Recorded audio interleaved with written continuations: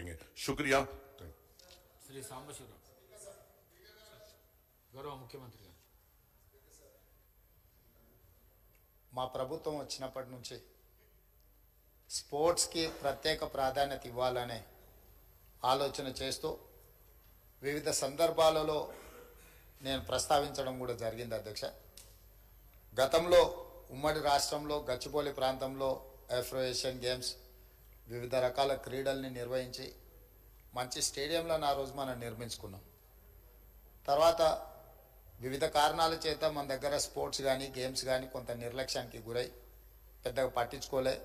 కాకపోతే ఆ రోజు పుల్లెల గోపీచంద్ గారికి అకాడమీ కోసం కేటాయించిన ల్యాండ్ కానీ వాళ్ళు ఇచ్చిన ట్రైనింగ్ల వల్ల మన దగ్గర చాలామంది క్రీడాకారులు తయారవ్వడానికి ఉపయోగపడ్డది. ఒక ప్రైవేట్ ప్లేయర్ లేకపోతే ప్రైవేట్ వాళ్ళు ఏర్పాటు చేసిన దాంట్లోనే ఆ విధంగా ఉంటే ప్రభుత్వం వైపు నుంచి సహకారం ఉంటే ఇంకా అద్భుతంగా రాణించడానికి అవకాశం ఉంటుంది. అందుకే రాష్ట్ర ప్రభుత్వం స్పష్టంగా ఈసారి బడ్జెట్లో గతంలో ఎన్నడూ లేని విధంగా 361 కోట్ల రూపాయలు స్పోర్ట్స్ కోసము మనం కేటాయించడం జరిగింది.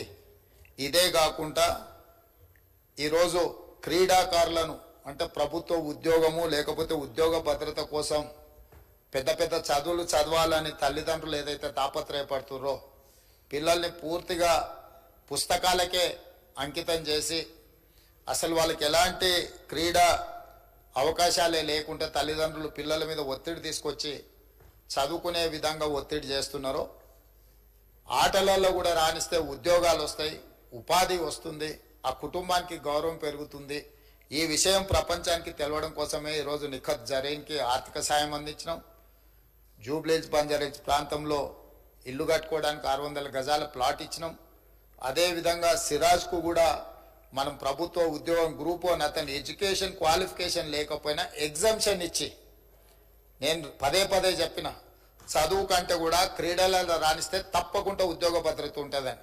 ఇంటర్మీడియట్ పాస్ అయిన సిరాజ్కు మనం ఇస్తున్న గ్రూప్ 1 జాబ్కి యాక్చువల్గా డిగ్రీ క్వాలిఫై అయి ఉండాలి. మనం ఆ ఎడ్యుకేషన్ కూడా ఎగ్జామ్షన్ ఇచ్చి మరి మనం సిరాజ్కి ప్రభుత్వ ఉద్యోగం ఇవ్వడం జరిగింది అధ్యక్ష.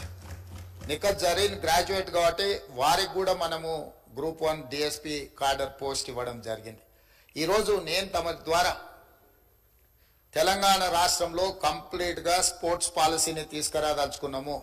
వివిధ రాష్ట్రాలల్లో మేము వాటిని స్టడీ చేసి వాటికి సంబంధించిన సమాచారాన్ని కూడా సేకరించినాము. అత్యధికంగా క్రీడాకారులకు ప్రోత్సాహకాలు ఇస్తున్నది హర్యానా రాష్ట్రము.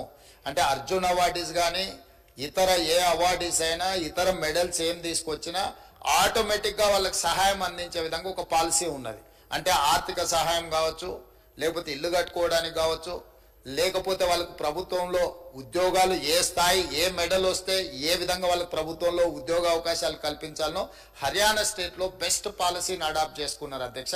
మేము అందుకే ఈరోజు హర్యానా, పంజాబ్ ఇతర ప్రాంతాలలో బాక్సింగ్ రిలేటెడ్ కానీ అదర్ రిలేటెడ్ క్రీడలలో రాణించిన వాళ్ళకి ఏ విధంగా ప్రభుత్వం ప్రోత్సాహక